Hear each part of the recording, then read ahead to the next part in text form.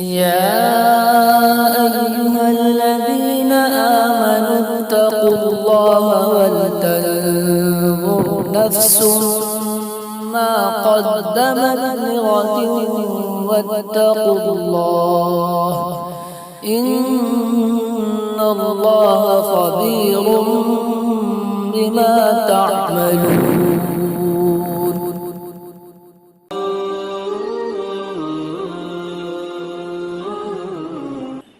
بسم الله الرحمن الرحيم. الحمد لله رب العالمين، والصلاة والسلام على سيد الأنبياء والمرسلين سيدنا ومولانا محمد وعلى آله وأصحابه أجمعين. أما بعد، أعوذ بالله من الشيطان الرجيم. بسم الله الرحمن الرحيم. قل إن صلاتي ونسكي ومحياي ومماتي لله رب العالمين لا شريك له بذلك وأمرت وأنا أول المسلمين. صدق الله العلي العظيم.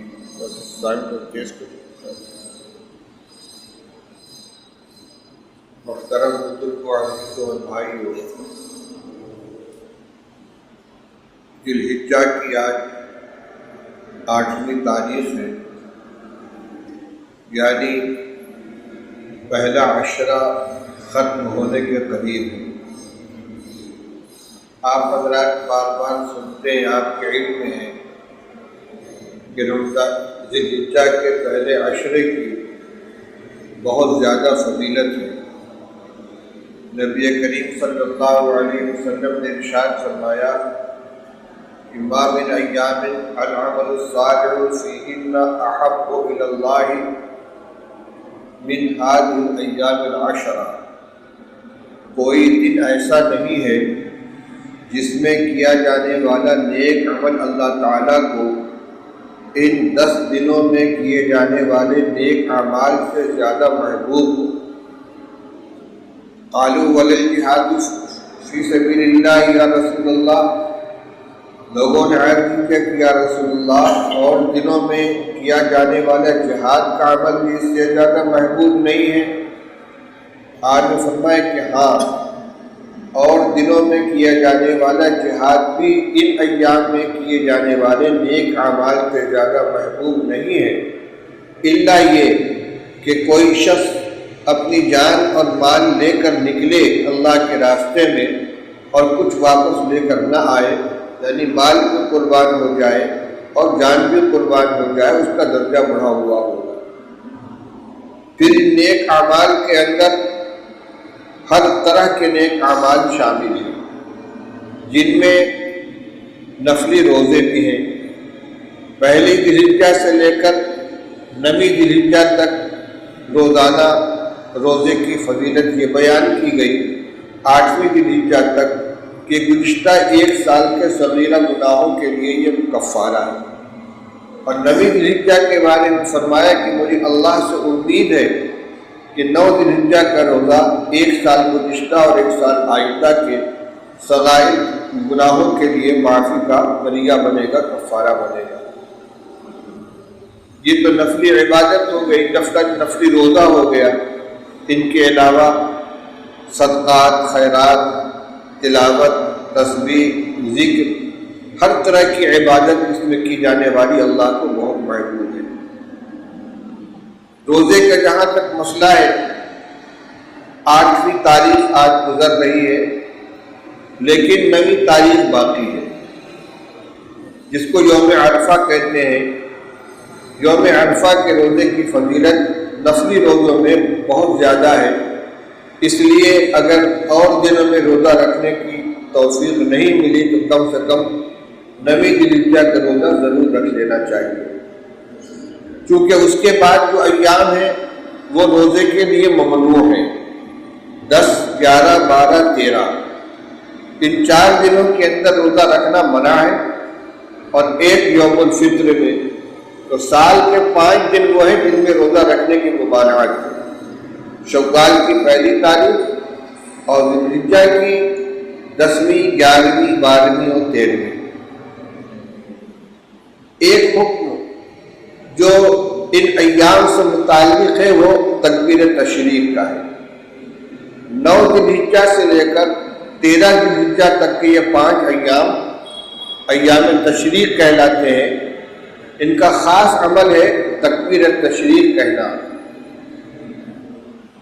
9 تاریخ کی فجر سے لے کر 13 تاریخ کی عصر تک ہر فرض نماز کے بعد مردوں کے لیے بلند آواز سے 1 مرتبہ تکبیر تشریق پڑھنا واجب ہے۔ اللہ اکبر لا الہ الا اللہ واللہ اکبر وللہ الحمد۔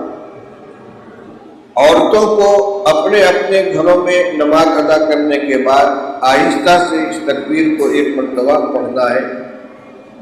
عورتیں عام طور سے اس سے واقف نہیں ہوتی۔ یہ گھر کے مردوں کی ذمہ داری ہے کہ وہ خواتین کو اس کی اطلاع دیں، ان کو یاد دہانی کرائیں کہ 1 دن پہلے ہی آج کے دن یہ عمل ہو جانا چاہیے کہ کل فجر کی نماز سے لے کر 13 تاریخ کی عصر تک روزانہ ہر فرض نماز کے بعد 1 مرتبہ تکبیر تشریق پڑھنی ہے۔ باجماعت نماز ہو تب بھی، جماعت چھوٹ جائے تب بھی، اگر کوئی مسبوق ہو تو اپنا سلام پھیرنے کے بعد، اپنی رکعت پوری کر کے سلام پھیرنے کے بعد تکبیر کہے۔ دوسری بات یہ ہے کہ یہ تکبیر تشریق ہر فرد کا انفرادی عمل ہے۔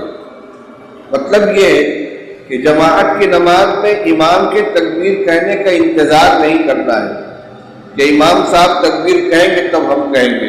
ہر آدمی اپنی تکبیر کا مکلف ہے، یہ تکبیر واجب ہے۔ کبھی امام بھول جائے یا اس کو تاخیر و تکبیر شروع کرنے میں تو مقتدیوں کو اس کا انتظار نہیں کرنا چاہیے۔ بعض اکابر نے اسی کے ساتھ ذی الحجہ کی جو عید الاضحیٰ کی نماز کے بعد بھی تکبیر تشریق لکھا ہے فقہ کی کتابوں کے اندر، کیونکہ وہ بھی فرض کے نیچے درجہ واجب کا ہے، وہ بھی نماز باجماعت ادا کی جاتی ہے۔ اگر کسی کی نماز قضا ہو جائے، تنہا پڑھ رہا ہو تو اس کو بھی تکبیر تشریق کہنی چاہیے۔ عام طور سے تکبیر صرف نماز کے بعد کہی جاتی ہے، لیکن یہ ایام تشریق ہے۔ حجاز میں خاص طور سے ایام حج کے اندر حجاج کرام منا میں، عرفات میں، مزدلفہ میں، ہر جگہ جہاں لبیک پڑھتے ہیں اسی کے ساتھ تکبیر تشریق کا بھی ورد کرتے رہتے ہیں، دہراتے رہتے ہیں۔ یہ اللہ کی کبریائی کا اعلان ہے، اللہ اکبر لا الہ الا اللہ، اللہ سب سے بڑا ہے، اللہ سب سے بڑا ہے، اس کے علاوہ کوئی معبود نہیں، اللہ اکبر وللہ الحمد، اللہ سب سے بڑا ہے، اللہ سب سے بڑا ہے، اور ساری تعریف اللہ ہی کے لیے۔ ان کلمات کے معانی کو ذہن میں رکھ کر اس تصور کے ساتھ کہ ہم اللہ تعالیٰ کی کبریائی کا، اس کی وحدانیت کا اور اس کی حمد و ثنا کا اظہار اور اعلان کر رہے ہیں، دل لگا کے اس کو پڑھنا چاہیے۔ ایک عمل تو ذی الحجہ کے مہینے کا ہے جو عید الاضحیٰ کی نماز ہے اور قربانی۔ سال کے 2 دن اللہ تعالیٰ نے مسلمانوں کے لیے عید کے طور پر عطا فرمائے ہیں۔ یہ مسلمانوں کا بنایا ہوا، اپنا ایجاد کیا ہوا تہوار نہیں ہے، بلکہ اللہ کا عطیہ ہے۔ بار بار آپ روایت سنتے ہیں انس رضی اللہ تعالیٰ عنہ کی کہ رسول اللہ صلی اللہ علیہ وسلم جب مدینہ طیبہ تشریف لائے تو دیکھا کہ مدینہ کے لوگ سال کے 2 دن تہوار مناتے تھے۔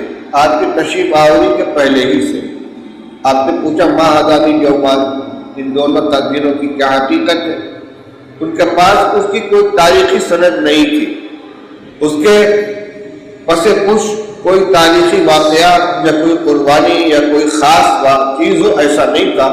انہوں نے صرف اتنا کہہ دیا کننا ننعل فیہما فی الجاہلیہ، تو ہمارے جاہلیت سے ہم لوگ ان دنوں میں تہوار مناتے چلے آئے۔ اللہ کے رسول صلی اللہ علیہ وسلم نے ارشاد فرمایا قد ابدلکم اللہ بہما خیرا منہما، اللہ تعالیٰ نے تمہارے ان خود ساختہ 2 تہواروں کے مقابلے میں ان کی جگہ پر 2 ان سے بہتر دن تمہیں عطا فرمائے ہیں، یوم الاضحیٰ و یوم الفطر۔ ایک یوم الاضحیٰ ہے، ایک یوم الفطر ہے۔ یوم الاضحیٰ یہی پرسوں 10 ذوالحجہ کو آنے والا دن، جس میں 2 عمل ہیں۔ ایک ہے نماز عید الاضحیٰ کی ادائیگی، 2 گانے شکر، اور دوسرے قربانی کا عمل ہے۔ قربانی کا عمل 3 دن تک جاری رہتا ہے، 10، 11، 12، لیکن جتنا جلدی کر لیا جائے اتنی فضیلت زیادہ ہے۔ آخری وقت اس کا 12 ذوالحجہ کے غروب آفتاب سے پہلے ہے۔ یہ بھی اللہ کی طرف سے ملنے والے انعام کی ایک شکل ہے اور بے پناہ اجر و ثواب کی چیز ہے۔ صحابہ نے پوچھا تھا کہ ما حاضر ذاہی یا رسول اللہ، کہ جو قربانی کی جاتی ہے اس کی کیا حقیقت ہے؟ صحابہ رضی اللہ تعالیٰ عنہ کے سوال کے ذریعے ہمارے بہت سے مسائل حل ہوئے ہیں، حقیقتیں واضح ہوئی ہیں۔ صحابہ نے پوچھا کہ ان قربانیوں کی کیا حقیقت ہے؟ آپ نے فرمایا سنت ابیکم ابراہیم، تمہارے جد اعلیٰ حضرت ابراہیم علیہ نبینا علیہ السلام کی سنت ہے۔ کس چیز کی سنت ہے؟ کیا واقعہ تھا؟ تھوڑی سی بھی دینی معلومات رکھنے والے مسلمان سے یہ بات چھپی ہوئی نہیں ہے کہ قربانی حضرت اسماعیل علیہ السلام کی قربانی کی یادگار ہے۔ اللہ تعالیٰ نے جب ابراہیم علیہ السلام کا امتحان لیا، باپ بیٹے کا دونوں کا، اور حضرت ابراہیم علیہ السلام نے اپنے بیٹے کو لٹا کر ان کے گلے پر چھری چلائی، اور اللہ کا امتحان مقصود تھا، ان کو بچا لیا گیا، ان کی جگہ جنت سے آیا ہوا ایک بیٹا قربان ہوا۔ اللہ تعالیٰ نے اس کے بدلے میں ترکنا علیہ فی الآخرین سلام علی ابراہیم، ہم نے قیامت تک کے لیے ان کے نام کے اس کو باقی رکھا، اس کو جاری کر دیا کہ یہ سنت ابراہیم علیہ السلام کی۔ اللہ کا کرم ہے کہ ایک جانور کی قربانی بیٹے کی قربانی کی جگہ پر قائم مقام بنا دی گئی۔ تو صحابہ نے پوچھا تھا کہ یہ قربانی کیا چیز ہے؟ تو آپ نے فرمایا ہمارے جد امجد حضرت ابراہیم علیہ السلام کی سنت ہے، ان کا طریقہ ہے۔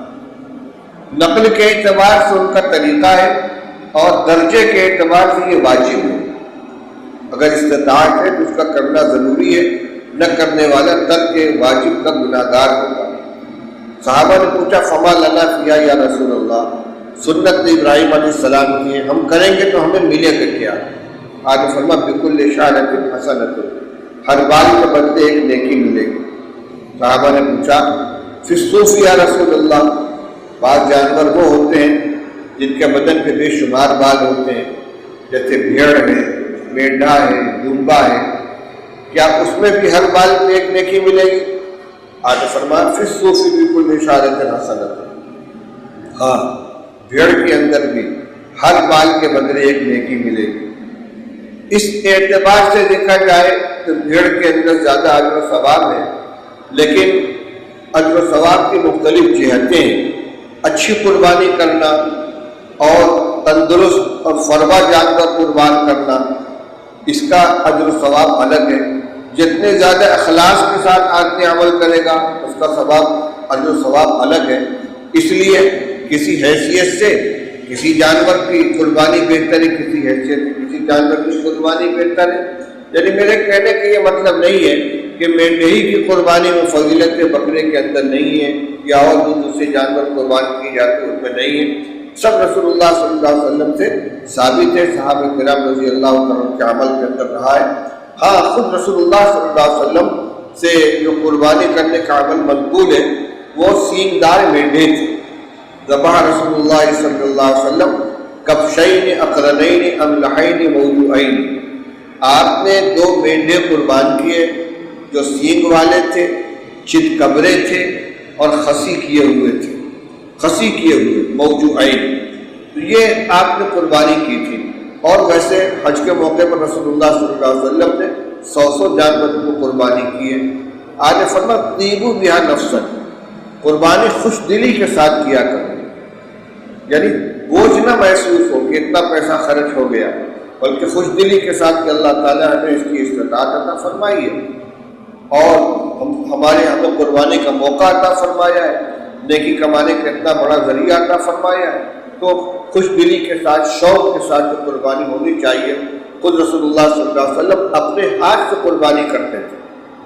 اسی لیے اگر ہمت ہو اور کر سکے تو آدمی کو خود اپنے ہاتھ سے چھری پھیرنی چاہیے، ورنہ فقہا لکھتے ہیں کہ کم سے کم وہاں موجود رہے، دیکھے کہ میری جانور کی قربانی ہو رہی ہے، اور جو اس کی مصنون دعا ہے اس کو پڑھے، انی وجہت وجہی الذی فطر السماوات والارض حنیفا وما انا من المشرکین ان صلاتی ونسکی ومحیای ومماتی للہ رب العالمین لا شریک لہ بذلک امرت وانا من المسلمین اللہم لک ومنک بسم اللہ اللہ اکبر۔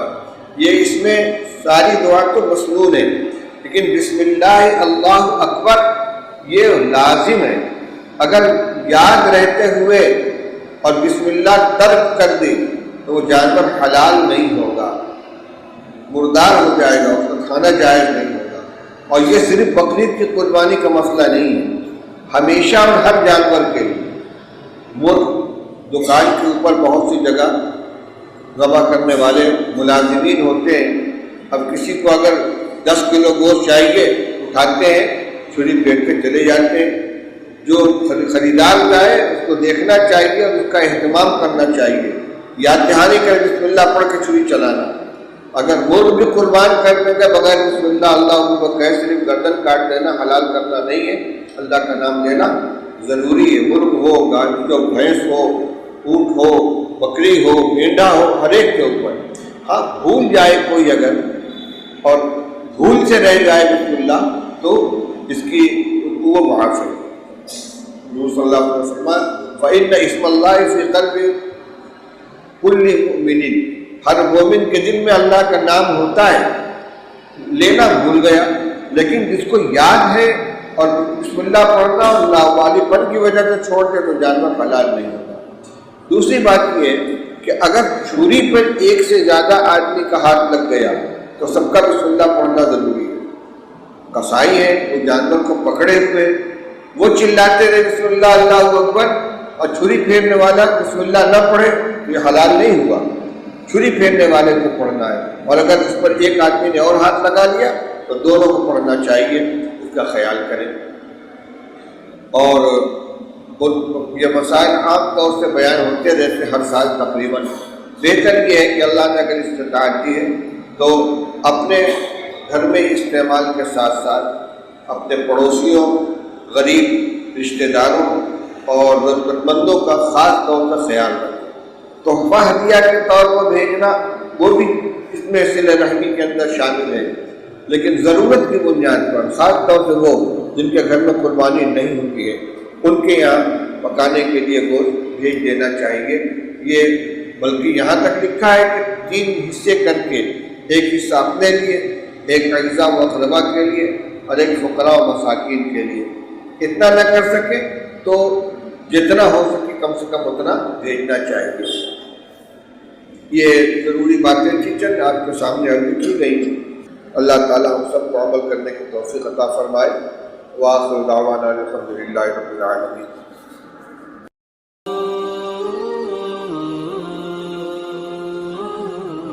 مزید دینی معلومات کے لیے چینل کو سبسکرائب، لائک، کمنٹ اور شیئر کیجیے۔ السلام علیکم ورحمۃ اللہ۔